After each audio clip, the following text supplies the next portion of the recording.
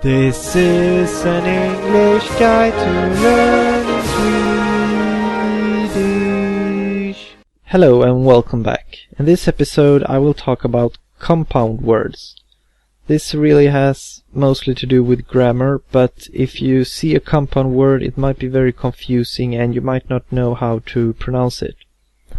Contrary to English, we always write two words as one if they are describing the same thing. For example, the word fishing boat is describing a specific type of boat. So with Swedish grammar, we would write it as fishing boat, or in Swedish, fiskebåt. The simple rule is, if it's one thing, it's spelled as one word.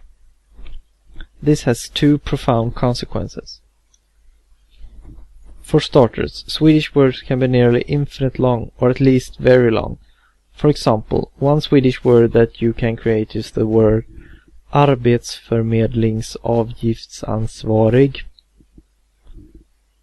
which is a composition word of the words arbete, förmedling, avgift, and ansvarig. Secondly, it sometimes creates double consonants, since the last letter of the first word could be the same as the first letter of the second word. For example, the word handduk.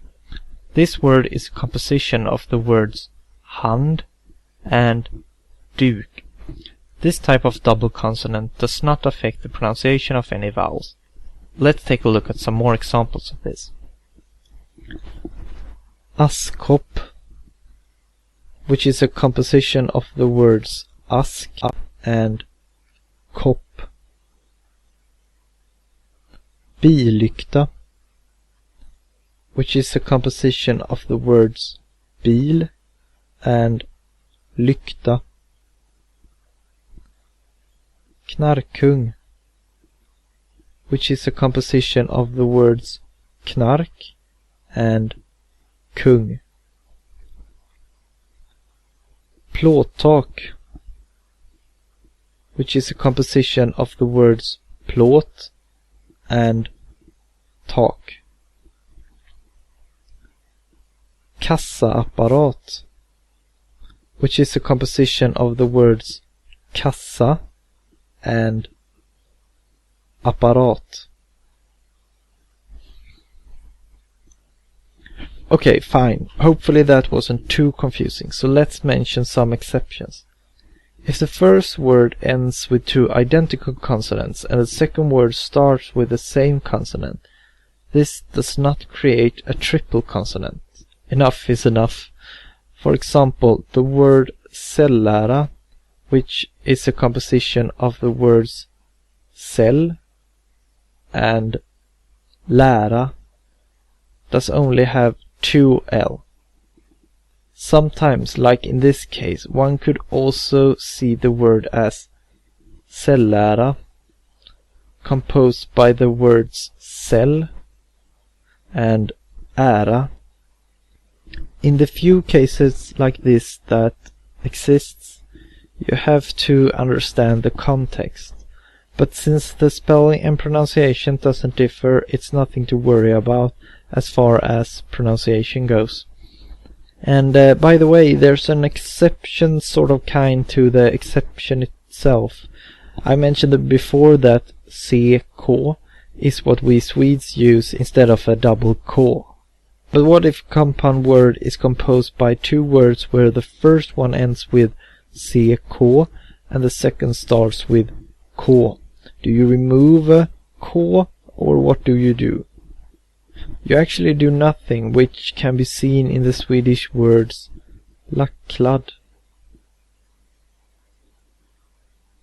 The aspect of compound words are actually very important, both when it comes to pronunciation and spelling, and the act of särskrivning can have a large impact on the meaning of a word. For example, the word brunhårig as opposed to brunhårig.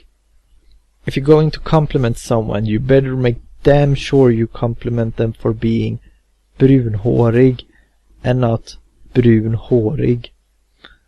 as I done in previous episodes, I will post a link in the description to an episode of Mastering Swedish that covers this. So far I've only talked about compound nouns, but there are compounds, adjectives and verbs as well. I'm not going to talk too much about this, as I'm planning on encompassing this when we move into grammar, but I want to take one important common example. The word jätte is often used as a prefix to adjectives for emphasis. Some examples are jättestor, jätteliten, jättekul, jättesnabb. Even though you now hopefully feel fairly comfortable with the pronunciation of any particular word, you haven't heard any longer Swedish texts, and this is what I'm going to read next time. I'm planning to read the 2 first paragraphs of the Swedish article on Wikipedia about Swedish. I will post a link to this as well in the description if you want to practice beforehand. But this is all for this time. See you next time. Thank you for watching.